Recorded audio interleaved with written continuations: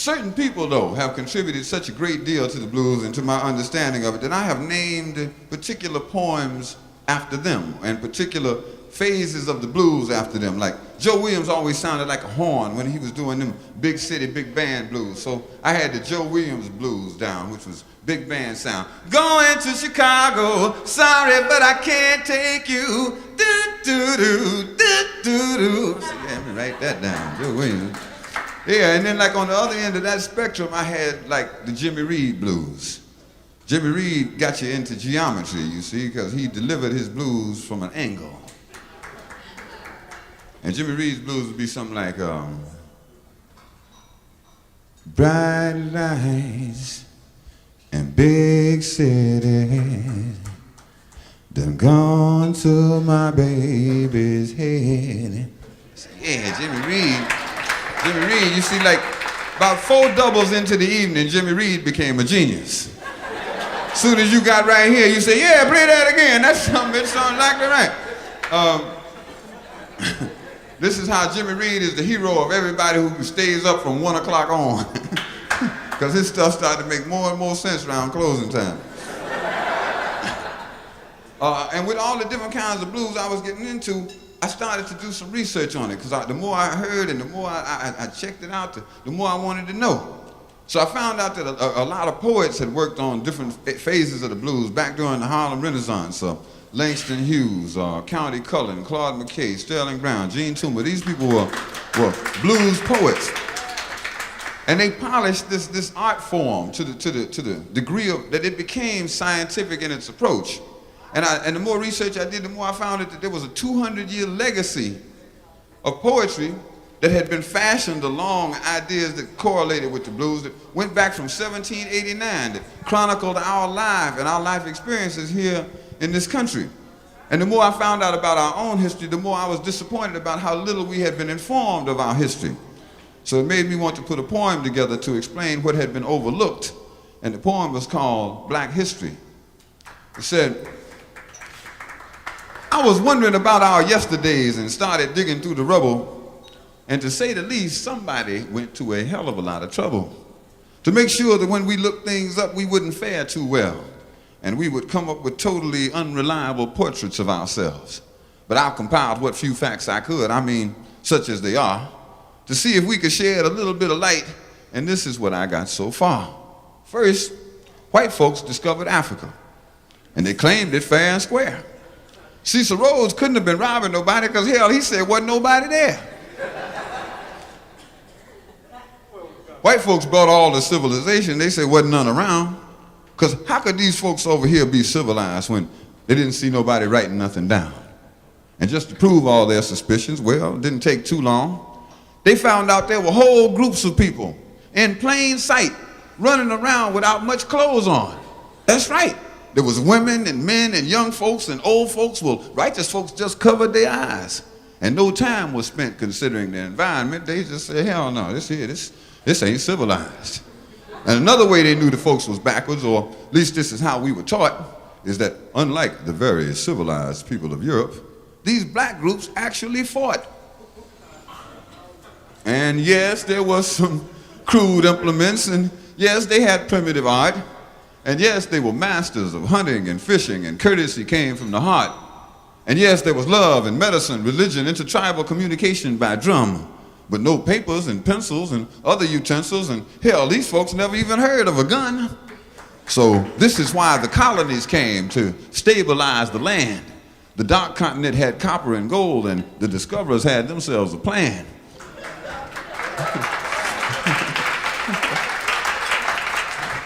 They would discover all the places with promise. You didn't need no titles and deeds, and then you would appoint people to make everything legal, to sanction the trickery and the greed. And back in the jungle, if the natives got restless, well, you call that guerrilla attack. And you never described that some folks might have got wise and decided that they was gonna fight back. But still, we are victims of word games. Semantics is always a bitch. Places once called underdeveloped and backwards, they now call them mineral rich. But still, it seems like the game goes on with unity just beyond our reach. Libya and Egypt used to be in Africa. They've been moved to the Middle East.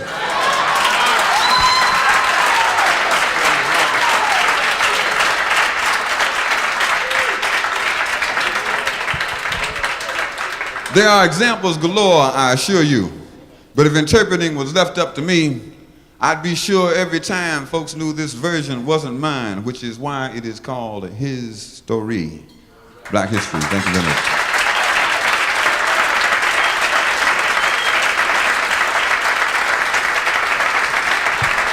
Thank you.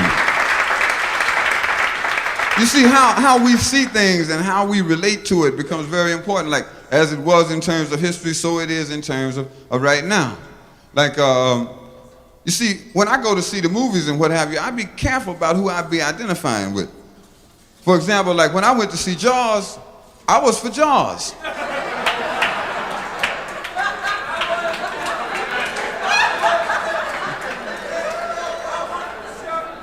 Well, Jaws was the home team.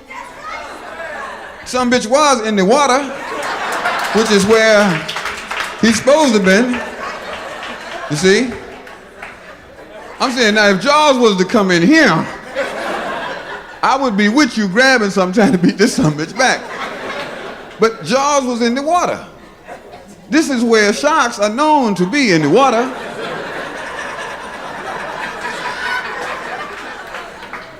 You going to the beach, he going to the supermarket.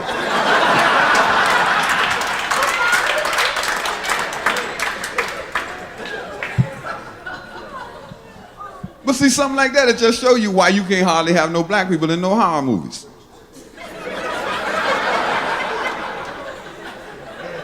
Because soon as they found out Jaws was in the water, black people said, no, I'm not going in the water. Jaws is in the water.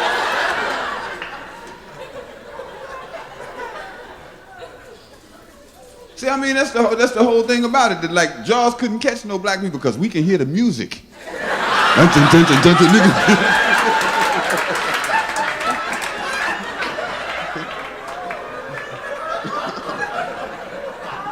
See, here come that goddamn shark with his band.